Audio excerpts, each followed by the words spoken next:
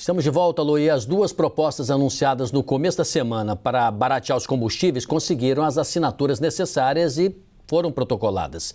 Uma delas é a PEC dos combustíveis, que trata da compensação aos estados que zerarem o ICMS do diesel e do gás de cozinha. E a expectativa agora é que essa proposta seja votada já na semana que vem, junto com o projeto do teto do ICMS. A Larissa Rodrigues vai conversar com a gente agora, está acompanhando esse assunto de perto, tem outras informações. Nos adiante então, Larissa. Tudo bem? Boa tarde.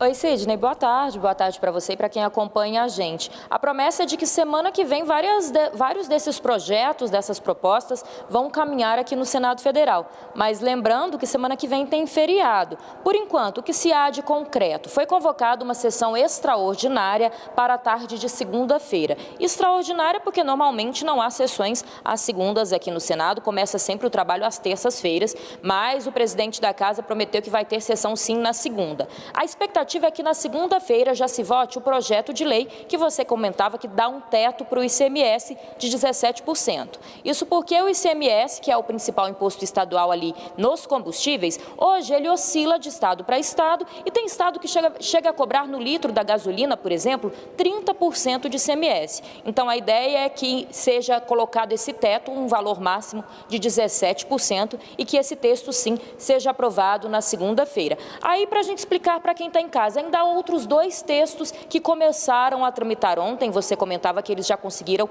as assinaturas necessárias para tramitar aqui no Senado Federal. Trata de duas PECs, duas propostas de emenda à Constituição. Esses textos eles são um pouco mais complicados. Primeiro, foram aqueles textos prometidos pelo presidente Bolsonaro numa tentativa de zerar impostos estaduais e também federais em cima do combustível. Em contrapartida, o Palácio do Planalto promete até repassar aos estados essa verba que eles podem perder caso essas propostas sejam aprovadas. Mas uma PEC ela precisa de um quórum maior, de um quórum qualificado para ser aprovada. Por isso, acredita-se que é um pouco complicado conseguir a aprovação desses textos já na próxima semana. Lembrando ainda que uma dessas propostas, conhecida como PEC dos combustíveis, ela prevê, como eu disse, então, um repasse de verba aos governadores, aqueles que quiserem, então, zerar impostos federais e estaduais em cima do combustível. Eu conversei hoje com alguns governadores, alguns secretários de Estado. Primeiro, eles temem que isso acabe não acontecendo.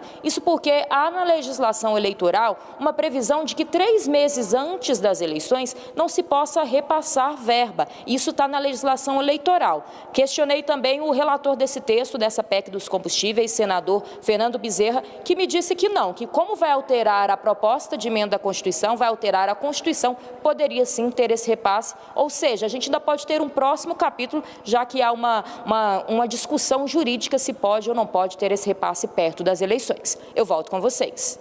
Obrigada, Larissa. Vamos chamar o Gustavo Uribe para entender como é que está o clima para a aprovação nessa segunda-feira, para a votação nessa segunda-feira e também para a adesão, né, dos governadores, porque a PEC dos combustíveis aí os governadores têm que querer ou não aderir a esse repasse do governo que, como disse a Larissa, ainda está pendurado.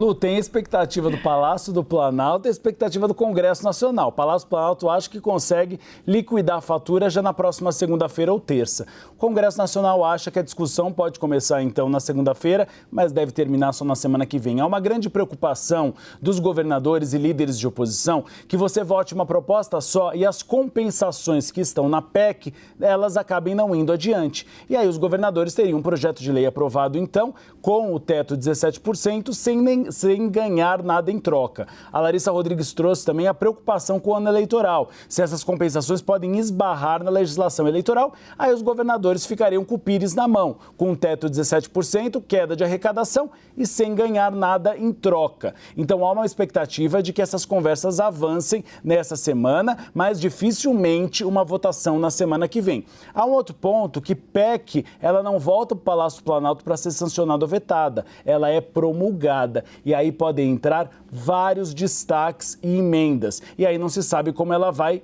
terminar todo o processo. Há uma ala dentro do Congresso Nacional que quer apresentar compensações um pouco melhores para o diesel, por exemplo. Por quê? Porque hoje a defasagem do diesel já é maior do que o impacto da própria medida e maior, mais ou menos, em 20 centavos. Ou seja, a medida teria como único efeito prático diminuir a defasagem em relação ao combustível e não diminuí-lo na bomba. Então, há sim alguns destaques que devem ser mandados para essa PEC para que você tenha uma compensação maior aos estados ou medidas um pouco mais enérgicas para você diminuir o diesel. O diesel é chamado imposto social.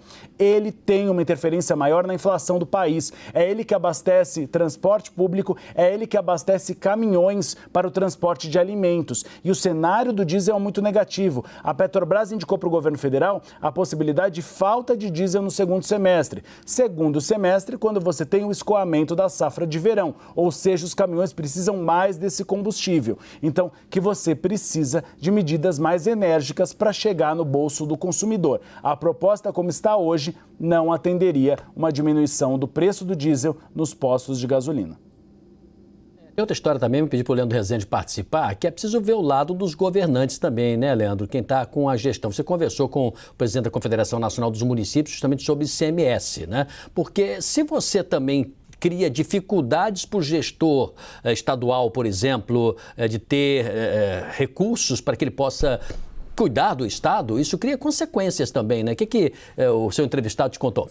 Vamos lá, Sidney. A Confederação Nacional dos Municípios representa ali as prefeituras menores, a Frente Nacional dos Prefeitos, as capitais, os governadores e, evidentemente, os estados, através ali também do Conselho de Secretários Estaduais de Fazenda. O que todas essas entidades que rapidamente eu citei dizem é de que o projeto que limita a cobrança do ICMS sobre os combustíveis, as comunicações, a energia elétrica, esse projeto, né, se aprovado no Senado, vai trazer uma perda muito grande para os estados e, por consequência, para os municípios. O próprio relator do projeto, ontem na leitura, né, o senador Fernando Bezerra, reconheceu que as perdas vão acontecer, mas a diferença, e ele criticou especificamente a Confederação Nacional dos Municípios, é o tamanho do impacto que os estados vão sofrer. Por isso que eu fui ouvir o outro lado, né? Fui ouvir a Confederação Nacional dos Municípios para ouvir do Paulo Ziukowski, é difícil o sobrenome dele, mas ele é o presidente da CNM e eu perguntei para ele, olha, o Fernando Bezerra está dizendo aqui que o seu cálculo da sua Confederação Nacional dos Municípios, que o senhor preside, está equivocado e que as perdas não vão ser tão grandes assim. E o que ele ponderou é de que ele confia nos dados produzidos pela Confederação Nacional dos Municípios, que a perda é bilionária e a perda calculada por essa entidade bate com a perda calculada pelos próprios estados através do Conselho de Secretários Estaduais de Fazenda e ele faz uma avaliação de que o Congresso está começando a discutir uma compensação, né? Vai começar na semana que vem com essa PEC a discutir uma compensação para os estados, mas que os municípios estão sendo um pouco negligenciados nesse debate. O que ele está avaliando? A perda para as cidades ela vai ser muito sensível, porque a perda do ICMS para os estados vai trazer uma perda para a educação, vai trazer uma perda também para a saúde. Os municípios não estão bem das pernas, como os estados que muitos aumentaram de arrecadação, cidades menores devem sofrer mais.